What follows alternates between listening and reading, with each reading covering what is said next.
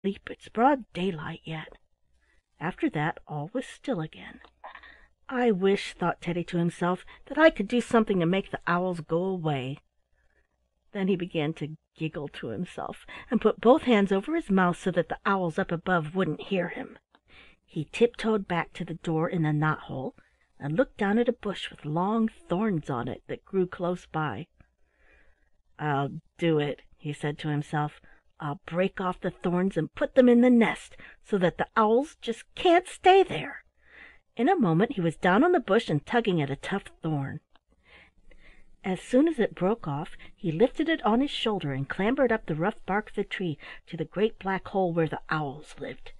When he looked down into it, there they were in the nest, fluffy and gray and fast asleep. Very quietly he slipped down and set the thorn in the side of the nest, with the point sticking out. After that he softly clambered out again. Up and down the tree he climbed again and again, carrying thorns and quietly setting them in the nest, and as he went up and down he kept whispering to himself, "I'm a gamblesome elf. Oh, yes, indeed I am a gamblesome elf." After he thought he had put enough in the nest, he went into old Granddaddy Thistletop's kitchen, and crouching down by the fireplace he listened. It was getting to be twilight now, and the owls were beginning to stir. Presently he heard a voice cry out, "Ouch! Flipperty is sticking his toes into me." "No, I ain't neither," said another voice. "It's Pinny Winny. There, she's doing it to me too. Now just you stop." "'Tain't me," cried a little squeaky voice. "It's Screecher hisself." "Ow! Ow! I'm going to tell." And she began to cry. "You naughty little owls!" cried the Mother Owl's voice. "What do you mean by digging your little sister?" "I didn't," cried Screecher and Flipperty together. "Ouch! Ouch! There's something sharp in the nest." "My dear," said old Father Owl's voice from the branch outside, "can't you keep those children quiet?" "Quiet indeed!" cried old Mother Owl. "Here is the nest all set full of thorns, and you expect them to be quiet. No wonder the poor children make a noise. Just you come here and help me get the thorns out." "Thorns!" cried Father Owl. "How did they get in there?" "That's more than I can tell," said the Mother Owl. "Perhaps it's old Granddaddy Thistletop's doings. I thought those fairies had gone away, but they must be down there still. I'll just fly down and see, and if they are, I'll make them sorry enough."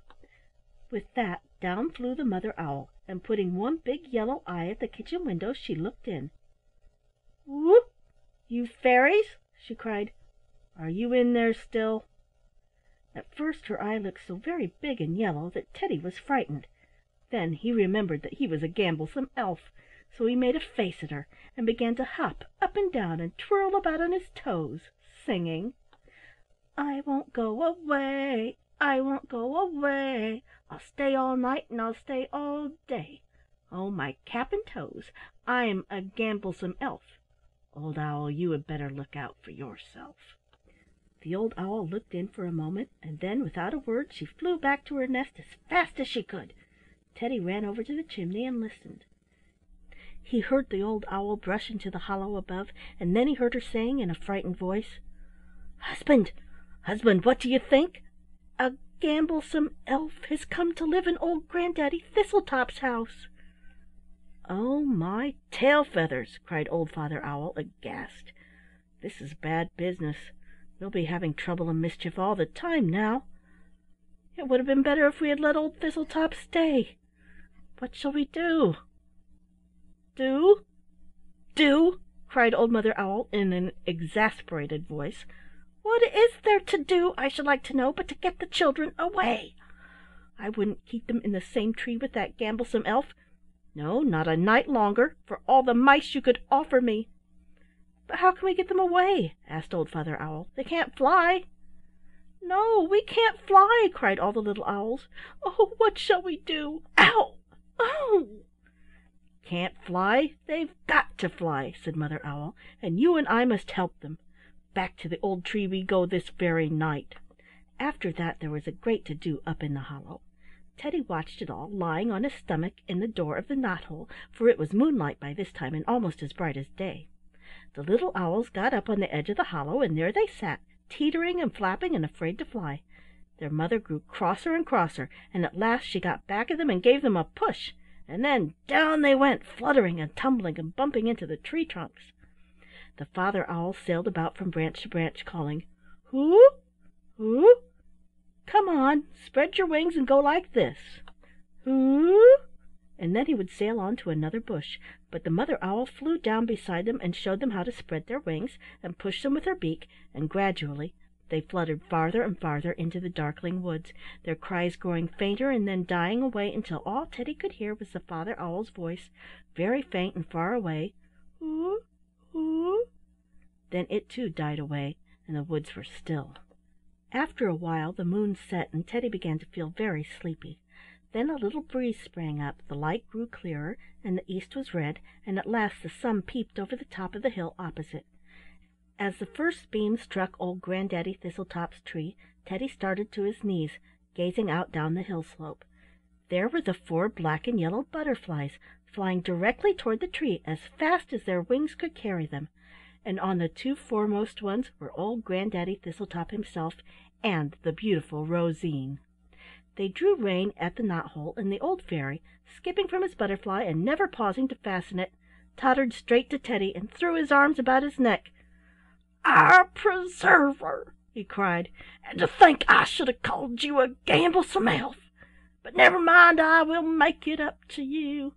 Suddenly he turned and caught the blushing Rosine by the hand. "Here," he cried, "she is yours, and you shall live with us and learn to turn your toes up, and we will all be happy together." But," cried Teddy, starting back, "don't you know? I'm not an elf at all. I'm—" "Well, well, here we are back again," said the Counterpane Fairy, "and stiff enough I feel after all that journeying." "Oh, wasn't it funny?" said Teddy, and his knees shook with laughter. "They really thought I was a gamblesome elf." "Take care!" cried the fairy. "There you are, shaking your knees again.